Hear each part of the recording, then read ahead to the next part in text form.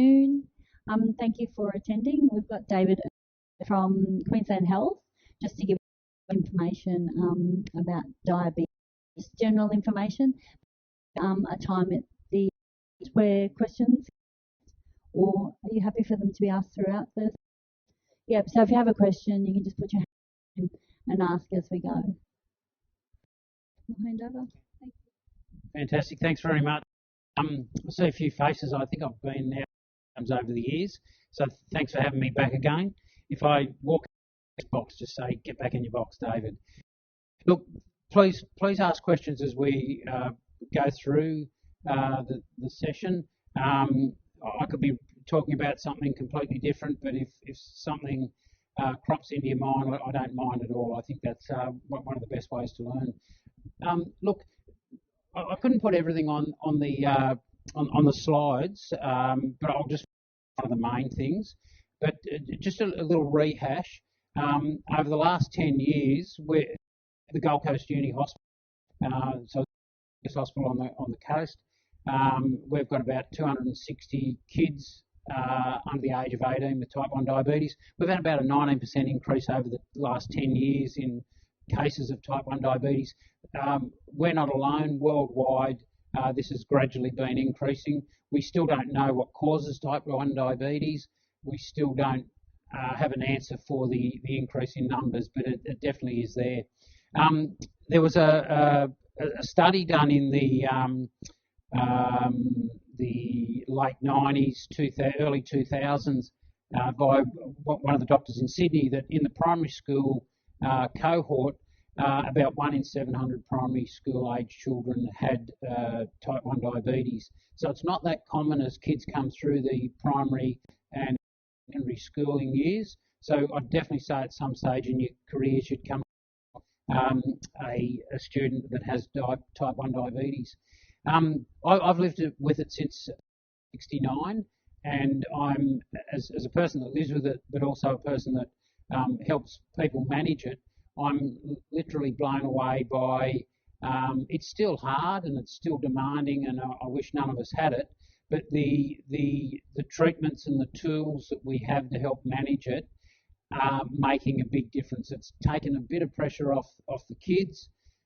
It's taken a little bit of pressure off the parents, and also too, I think that can help in the school environment where it's a little bit easier on the teachers.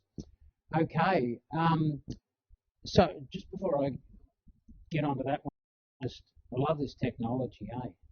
This is great. Hang on, go the wrong one. I'll go back to the page. Page 1. Have I got the types of diabetes up there? Have I got to close that one? Oh, thanks. So as well as type 1 diabetes, some of you might to a brother or sister, mum, dad, aunts or uncles that have type 2 diabetes. That's the most common in the world. In Australia, we've got over 1 million people that are diagnosed with type 2 diabetes. For every person that knows they have diabetes, there's probably another person with either impaired glucose tolerance or undiagnosed type 2 diabetes. And the health system's really struggling with the management of that chronic condition, unfortunately. If you have some kids come through your schools that have cystic fibrosis, there is a condition called cystic fibrosis-related diabetes, and the diabetes develops secondary to the cystic fibrosis disease process, unfortunately. For ladies, for some of you that may not have yet started families, but if you are pregnant, usually between about the 24th and 28th week of your pregnancy, you'll be asked to do a oral glucose tolerance test. They give you a very sweet drink that's got about 15 teaspoons of sugar in it. You drink it and they watch what your glucose levels do, and if they go above a certain limit, you're confirmed with gestational diabetes. We don't know why either, but that's also on the increase. And that's just a short-term type of diabetes. And the other one, anyone that's had some pancreatic trauma through surgery, from cancer, car accidents, or repeated pancreatitis, it can damage the pancreas affect their body's ability to produce insulin, and we get diabetes.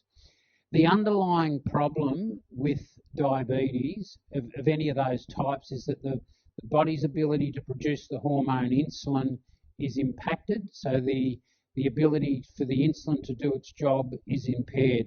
And so with people with type 1 diabetes, their little insulin producing cells are destroyed by our own immune system, a bit like a rejection process. We don't know why that occurs. But when the body's no longer producing enough of its own insulin, we have to replace it. The only way to replace it is to inject it. The hormone cannot be made in any other form except in liquid form where it's injected. If we were to develop it in a tablet, it'd be denatured by the stomach enzymes and it wouldn't work.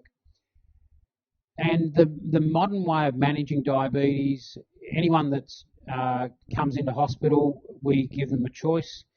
And the first choice is you need a minimum of 4, perhaps 5, perhaps 6, perhaps 7, perhaps 8 injections a day. And we give them those little insulin pens to make it a little bit.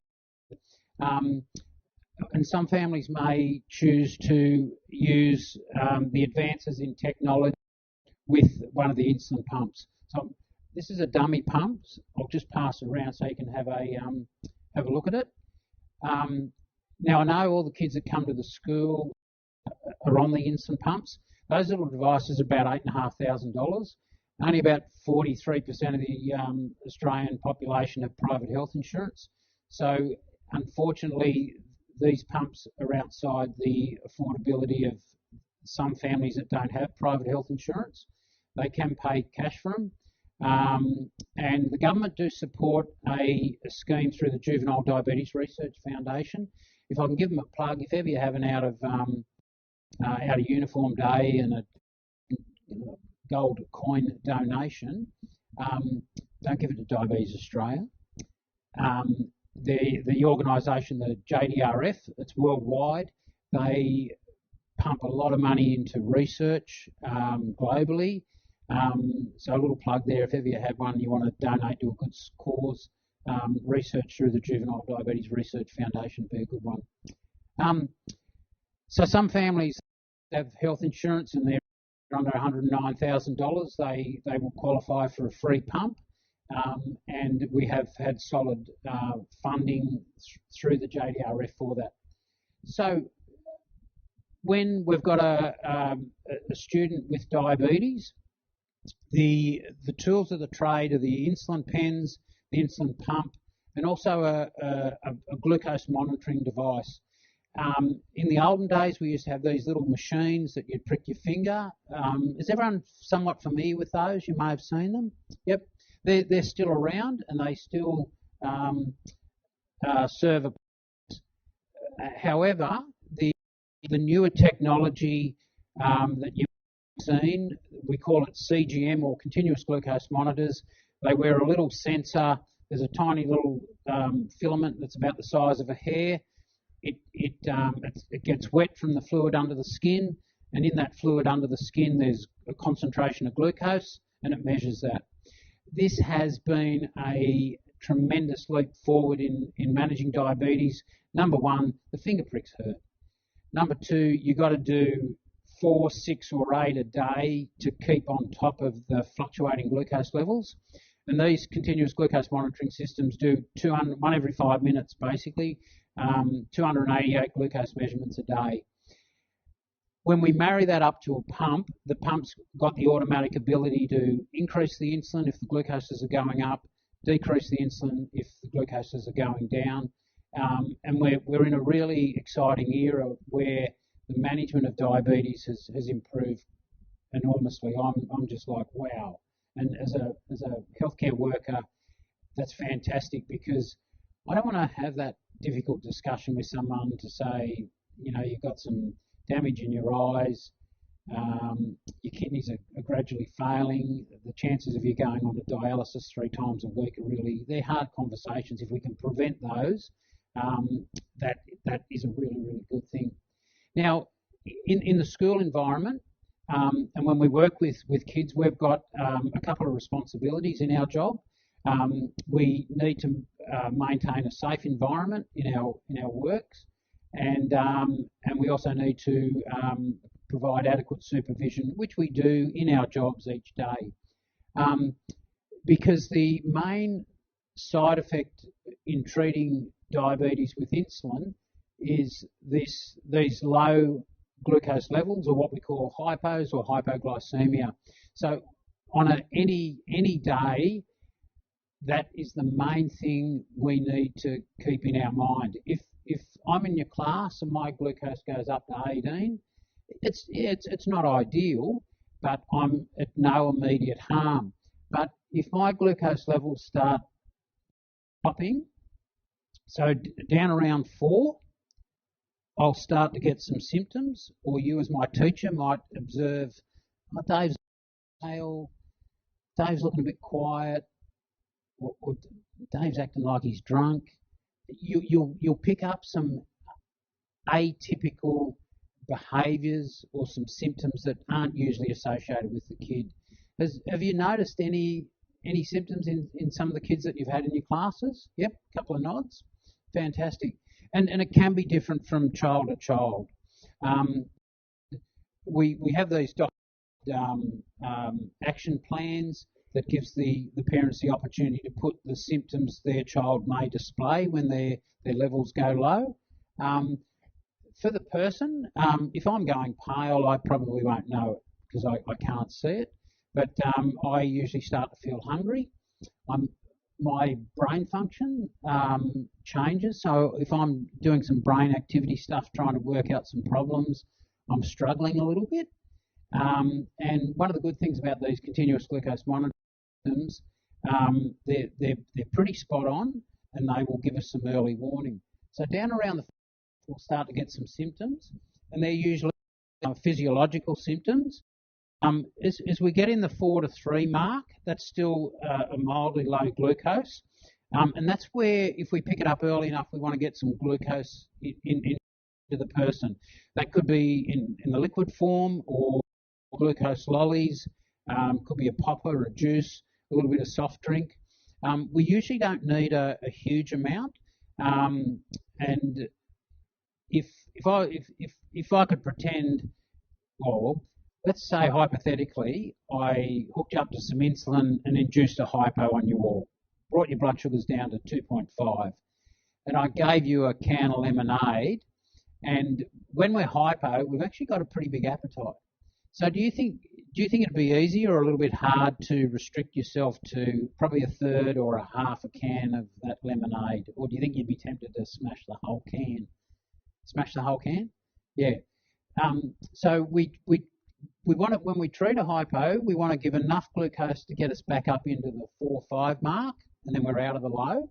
But if we consume a little bit too much glucose, like a whole can, there is that potential to rebound back up into the higher range. Again, that's not too much of a problem because we've dealt with the immediate problem of a low. But if we can't underestimate the potential severe low, because below between 2 and 3, below 2 and heading down towards 1, we get more brain function symptoms. So the ability to communicate, and I mentioned that drunken behaviour, they're the sorts of behaviours that we can observe. The kids may not be, their eyes might be open, but they may not be able to get any words out. And we need to act quite quickly because there's no exact number on these glucose machines or these blood glucose monitors that's going to determine when we're going to go from a conscious to an unconscious state. And one of our mandatory trainings we have to do, and you guys are the same, is first aid and CPR and managing an unconscious state. But if we can support the person with diabetes to try and prevent a severe hypo or that loss of consciousness state, that's an ideal thing. I've been doing my job for about 32 years in rural and remote areas, and I've been on the coast about 27 years. In my time in the Monday to Friday school program, I've I've never come across any of the kids that have been under our care have a severe low.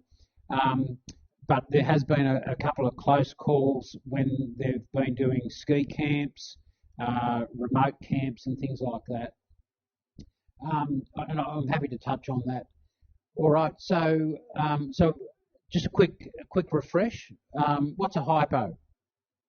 A low. And under what number would we? Under 4 is great. Under 4 is great. Yep. What if we're aware one of our students are having a low? How could we assist them? Yep. Say, Dave, have you got any lollies in your pocket, or what have you got in your bag to treat your low? Question.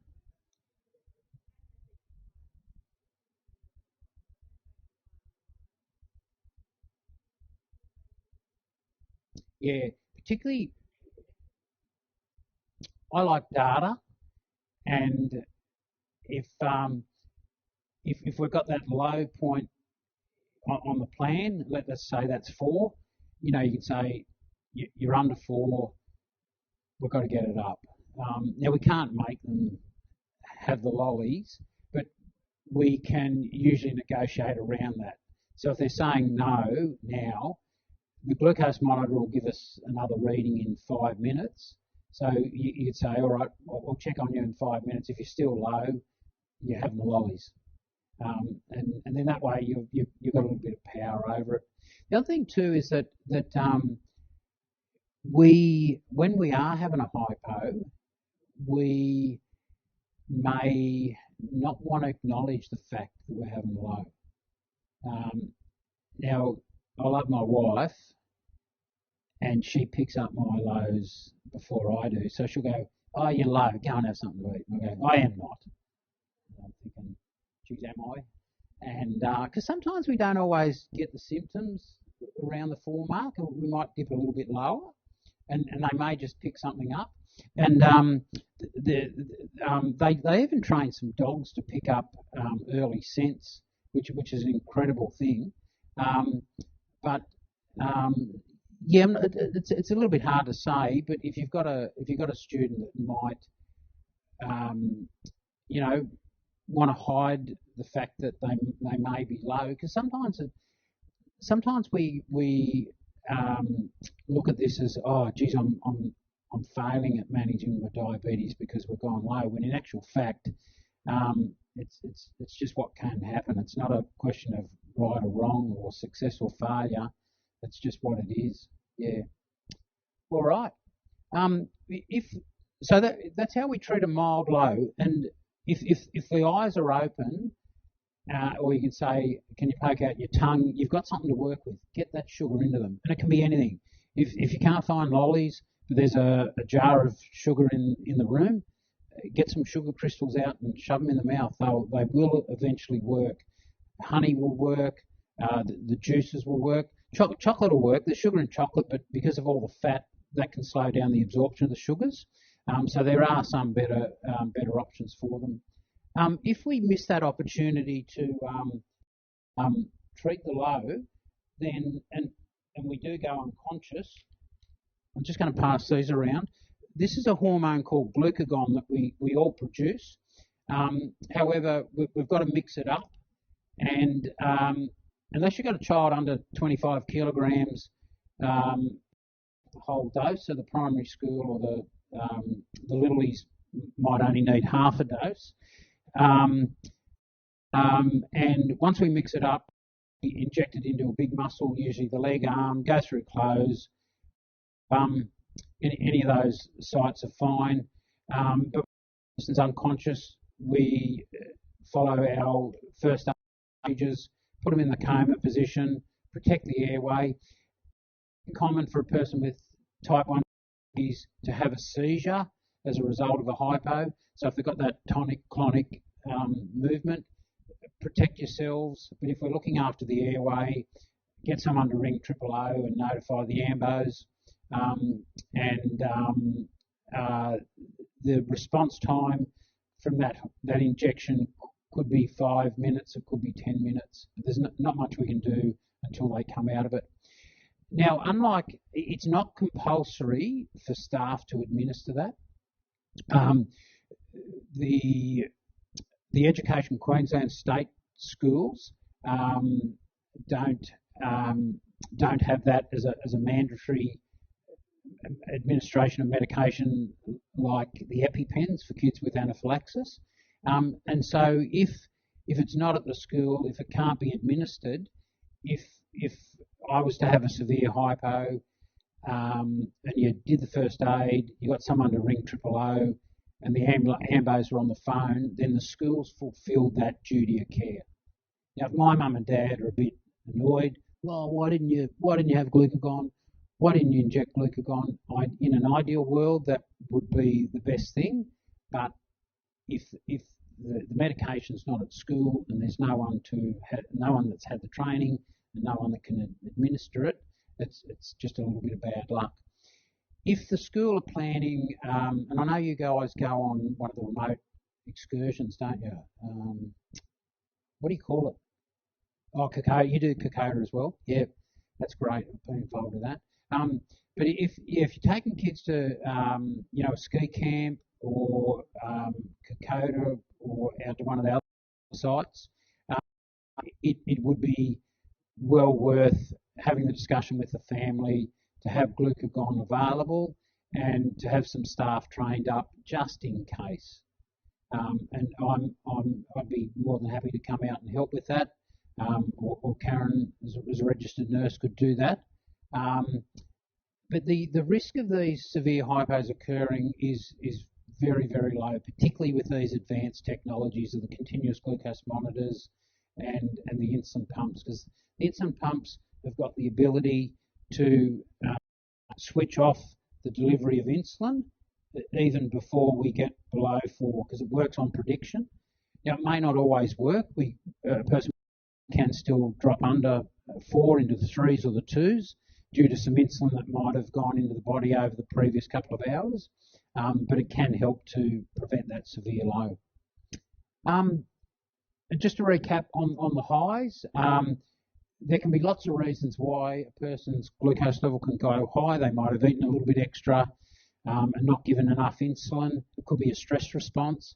I know when I was having exams or preparing for study, just that stress had shoot me really high. Other illnesses can drive the levels high, but whilst we want to be aware of them, we don't have to take any immediate action. And the kids, and with the automatic pumps, they will automatically deliver more insulin when the glucose levels are high to try and prevent them getting really high. And the kids are also trained and taught how to manage high glucose levels. Yeah, question?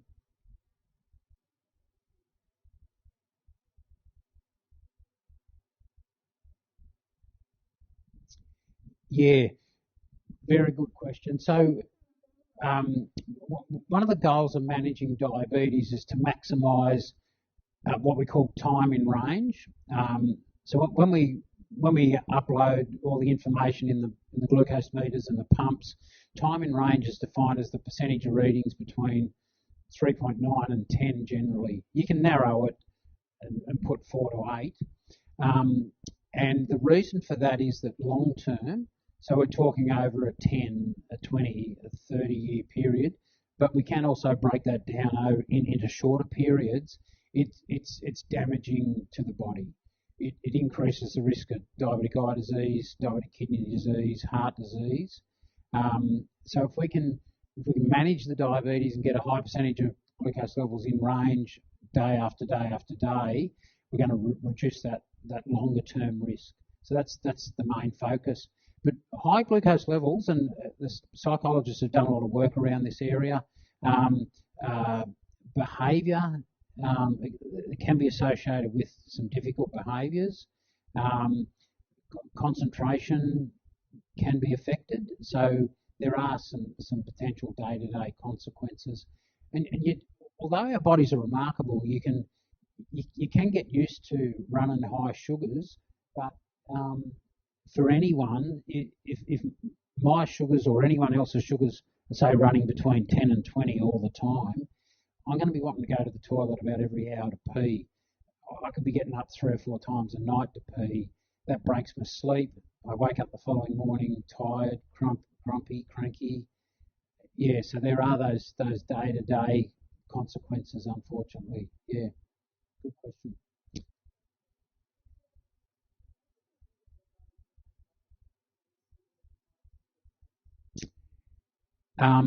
Yes, there's a company that's developed a spray up your nose version, um, and it's been in the pipeline for about, oh, I reckon about 8 years, but they haven't yet brought it to market.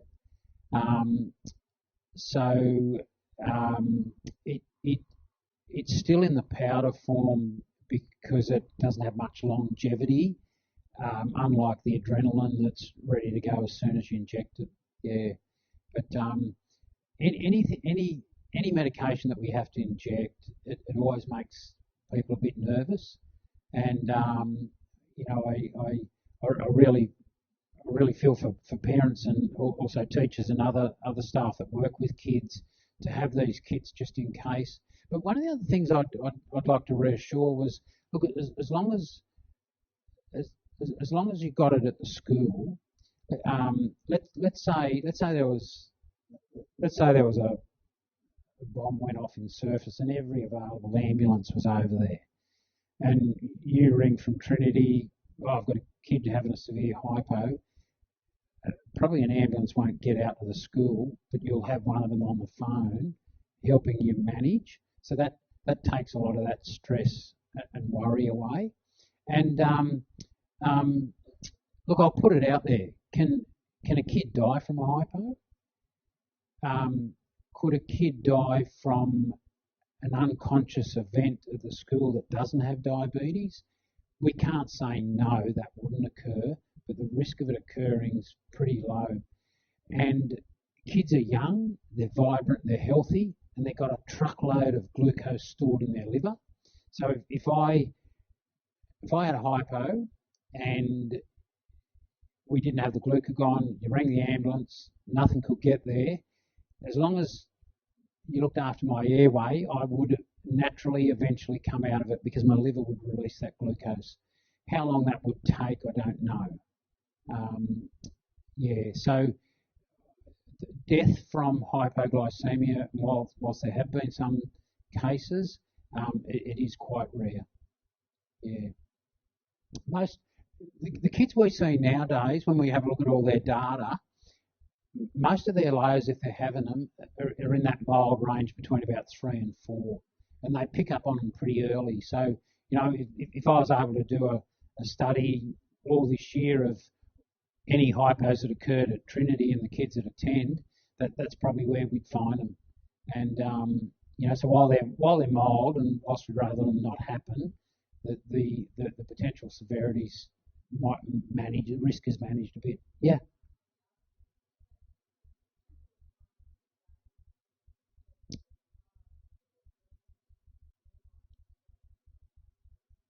Yeah, I would anecdotally, I'd say probably between breakfast and lunch, that mid-morning period, or that post-lunch period, and that's usually when sport and activity programs are scheduled as well. So exercise is another contributing factor as to why hypos can occur.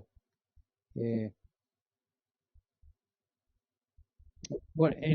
Have you noticed any particular? But I mean, they can be random.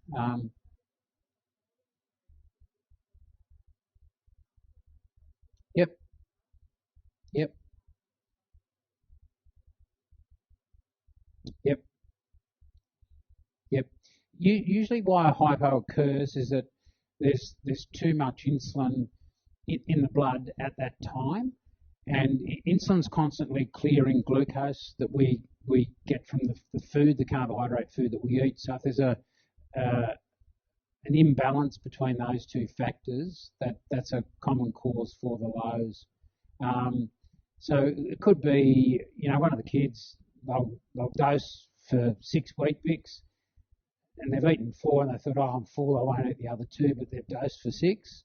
And that they come to school, you don't know they've dosed for 6, but only eaten 4 Wheat Bix.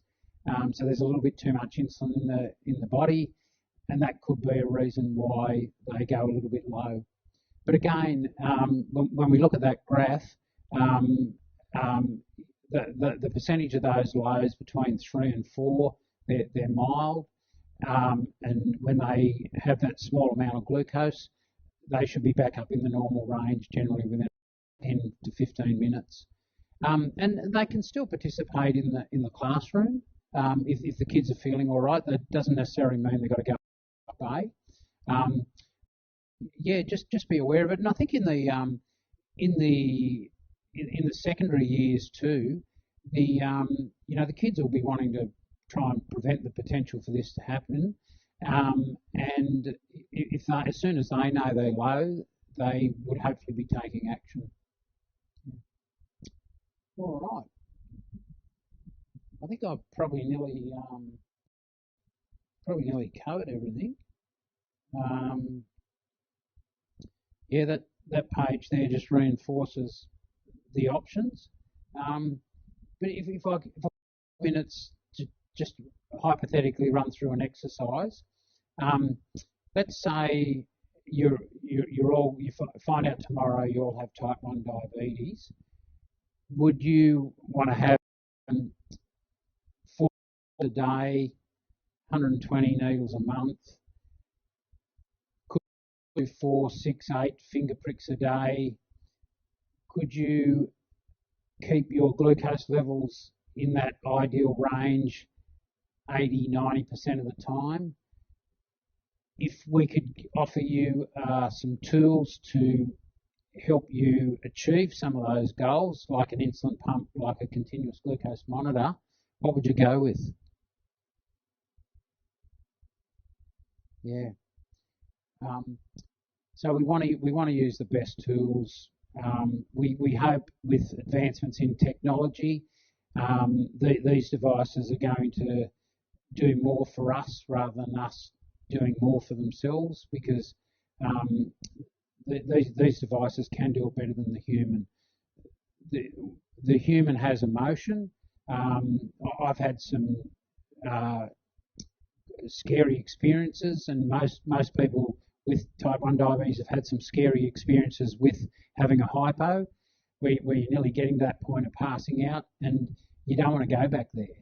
And so the fear will make me run my sugars a lot higher than ideal for a while until I'm ready to go back to that area. So it's a really challenging condition to manage. You do not get a break from it. You're at it 24/7. Parents often report, that constant worry: is my child going to be okay? And trying to keep the glucose levels as close to normal as possible.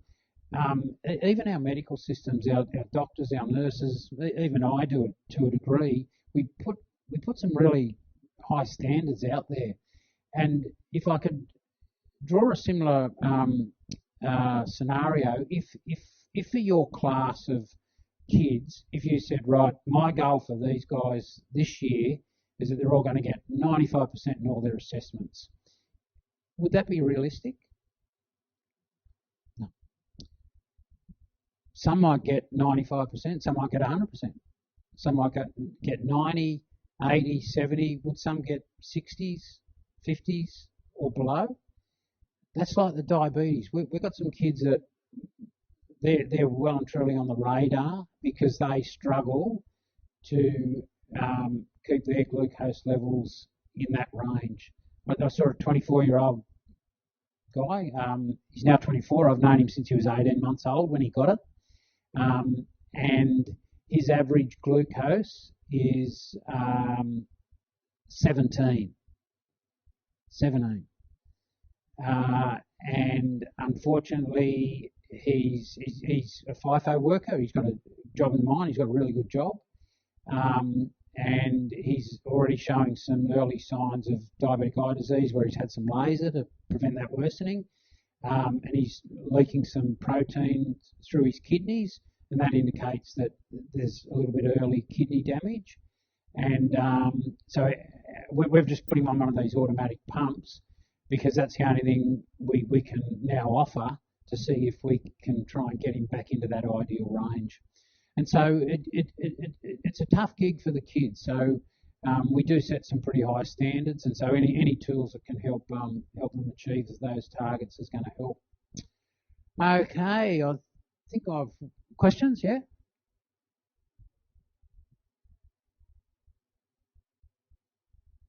Good question. The cannulas that are stuck on the body.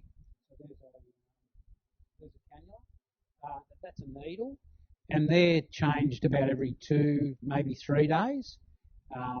They're changed at home by the kids or the parents help out. Occasionally, there can be a little bit of discomfort with them. Sometimes when you first put them in, you think, oh, gee, I felt that one. And then a little bit later, it'll settle down. But generally, they're meant to be quite comfortable. They're meant to go in the little bit of subcutaneous tissue under the skin.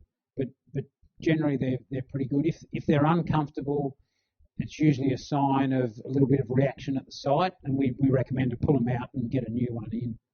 Yeah, good question. There's a lot of body image issues around wearing these things. If I go down to the beach and take my shirt off, someone will, what are you wearing?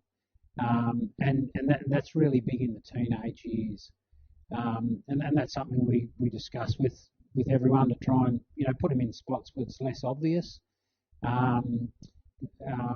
Because a person with diabetes, they don't want to feel differently to their peers, and so body image is probably a bigger factor in a lot of the kids. Yeah. If you want to continue and ask some questions, if you can stay behind, but the rest of the PC meetings, you can head off to those. Thank you, and I just want to thank David for coming today.